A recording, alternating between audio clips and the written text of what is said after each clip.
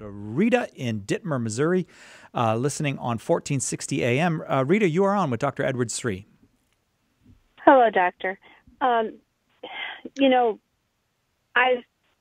husband and I have prayed at the abortion mill. There's one last surgical abortion mill in Missouri. It's at Forest Park and Boyle in St. Louis. And we've prayed there for many years. And one of the best things that I've ever seen, Abraham Lincoln, he has a quote where he said, "No law gives us the right to do what is wrong."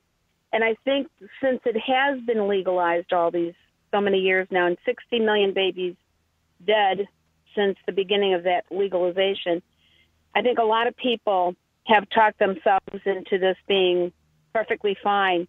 To look in their faces, whether it's somebody going in to have their grandchild killed and they're bringing their daughter in to kill the grandchild, or whether it's a husband or a boyfriend, whether it's a worker, I find it hard not to simply, at the very least, say, God loves you.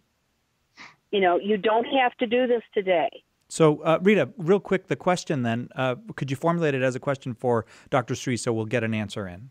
My question is, what would you say? What would you say to these people, whether it's a worker, whether it's a girl going in to have her baby killed?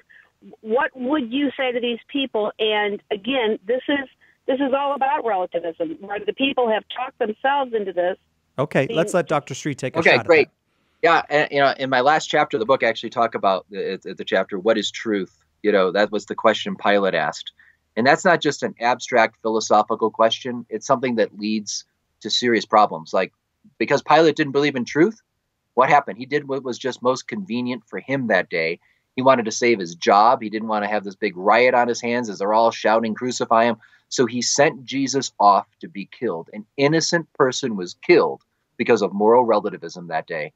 And that's what's happening in our culture. And I think in the end, we've got to see, when we deny that there's a real truth outside of ourselves, and I could just make up my own truth, then I can do what Pilate did. I can send an innocent person that's inconvenient for me. Yeah, I know this guy's innocent. He probably shouldn't die, but it's better for me. And we end up asserting our own will over other people. John Paul II said that's what we do in abortion. The most innocent life that needs us the most, we view as an inconvenience, and we assert our will over them. Let's proclaim truth so we can proclaim life.